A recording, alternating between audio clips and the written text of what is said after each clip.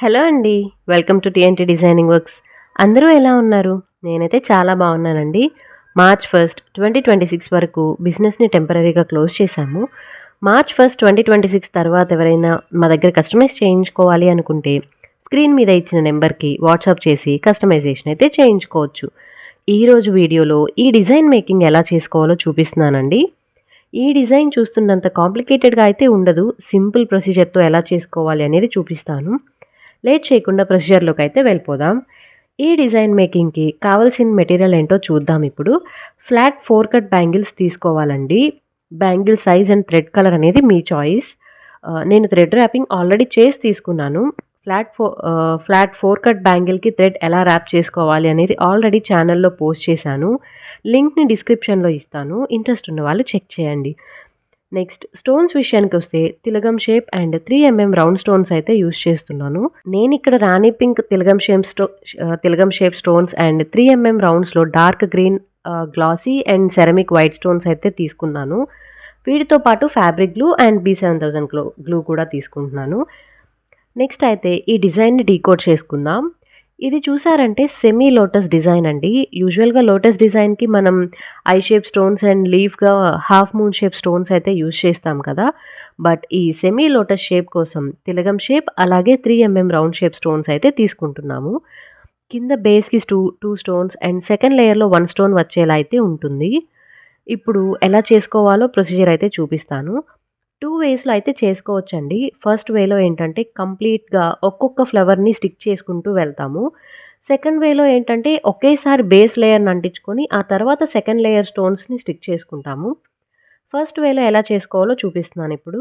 Bangle మీద ఇలా వీడియోలో చూపిస్తున్నట్టుగా తిలగం షేప్ స్టోన్స్ అండ్ 3 స్టోన్స్ అంటించుకోవడానికి వీలుగా గ్లూని వేసుకుంటామండి. కొంచెం అంటే ఒక్క ఫ్లవర్‌కి మాత్రమే సరిపోయేలా అయితే గ్లూ వేసుకుంటున్నాను. నెక్స్ట్ స్టోన్స్ అయితే అంటించుకోవాలి. స్టోన్ ఎడ్జ్ పాయింట్ ఉంటుంది కదా! పైన దాని టిప్ అనేది బ్యాంగిల్‌కి కార్నర్‌గా ఉండేలా అంటించాలండి. మిడిల్ నుండి క్రాస్‌గా ఒక సైడ్‌కి పెట్టుకోవాలి స్టోన్స్. ఆహ్, ఇక్కడ మనం చూసారంటే స్టోన్స్ టిప్ పాయింట్ అనేది బ్యాంగిల్ ఎడ్జ్‌కి స్ట్రెయిట్‌గా ఉంటుంది కదా! అలా అయితే చేసుకోవాలి. నెక్స్ట్ 3 రౌండ్ స్టోన్స్‌ని ఇలా తిలగం స్టోన్స్‌కి ఆనిచ్చి పెట్టుకోవాలండి. వీడియోలో చూపిస్తున్నాను కదా! సేమ్ అలానే అయితే పెట్టుకోవాలి. అండ్ నెక్స్ట్ సెకండ్ లేయర్ అయితే స్టిక్ చేసుకుందాము. ఈ సెకండ్ లేయర్‌కి fabric glue or B7000 glue అయినా యూజ్ చేసుకోవచ్చండి. ఏదైనా యూజ్ చేసుకోవచ్చు. ఇక్కడ నేను B7000 గ్లూ యూజ్ చేస్తున్నాను.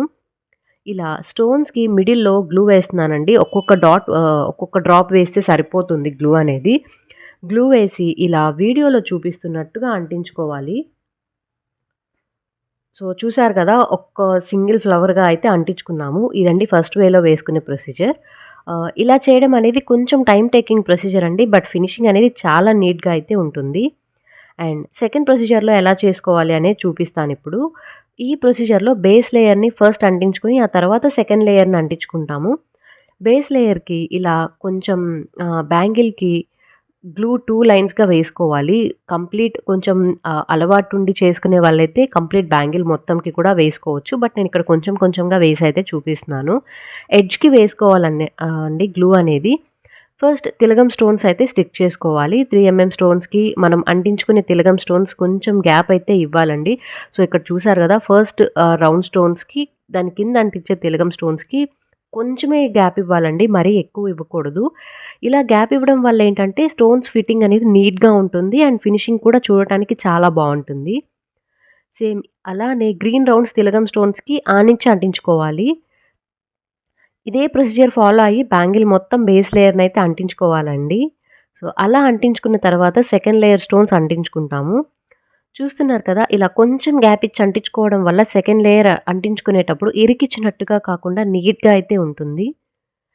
సెకండ్ లేయర్ అంటించుకోవడం కోసం గ్లూ అయితే వేస్తున్నానండి. ఇలా తిలగం అండ్ రౌండ్ స్టోన్స్‌ని సెకండ్ లేయర్‌లో అంటించుకోవాలి. ఈ మేకింగ్ అనేది కొంచెం టైమ్ టేకింగ్ ప్రొసీజర్ అండి. ఒక్కో బ్యాంగిల్ మేకింగ్‌కి 20-30 మినిట్స్ టైమ్ అయితే పడుతుంది. Including thread wrapping. ఫస్ట్ ప్రొసీజర్‌తో కంపేర్ చేస్తే సెకండ్ ప్రొసీజర్ యూజ్ చేయడం కొంచెం టైమ్ సేవ్ అవుతుందండి. ఒకేసారి గ్లూ వేసుకొని చేసుకుంటాం కదా! అందువల్ల. ఒక ఆర్డర్ కోసమయితే చేస్తున్నాను ఈ బ్యాంగిల్స్. సో, పనిలో పనిగా మేకింగ్ కూడా చూపిస్తే బావుంటుంది కదా అని చేస్తున్నాను. నేను చూపించిన ప్రొసీజర్ ఫాలో అవ్వడం వల్లేంటంటే ఫినిషింగ్ నీట్‌గా ఉండటం మాత్రం కాదండి. డిజైన్ మేకింగ్ కూడా ఈజీగా ఉంటుంది. గ్లూ మొత్తం డ్రై అయిపోవడానికి 4-5 అవర్స్ మాక్సిమం అయితే పడుతుంది. అంతకు మించి అయితే పడదు.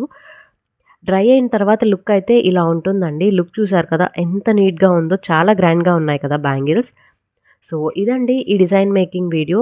అర్థమయ్యేలా ఎక్స్‌ప్లెయిన్ చేశాను అనే అనుకుంటున్నాను. ఇంకేమైనా డౌట్స్ ఉంటే కామెంట్స్‌లో అడగండి. తప్పకుండా రిప్లై ఇస్తాను. మీకేదైనా డిజైన్ మేకింగ్ కష్టంగా అనిపిస్తే ఆ పిక్‌ని నాకు షేర్ చేయండి. స్క్రీన్ మీద ఇచ్చిన నంబర్‌కి వాట్సాప్ చేయండి. ఈజీగా ఎలా చేసుకోవాలి అనేది చూపిస్తాను. ఈ వీడియో మీకు నచ్చింది అని అనుకుంటున్నాను. నచ్చితే వీడియోని లైక్ చేసి ఛానల్‌ని సబ్స్క్రైబ్ చేసుకోండి. మరో వీడియోతో మీ ముందుకైతే వచ్చేస్తాను. Until then take care and keep watching TNT designing works.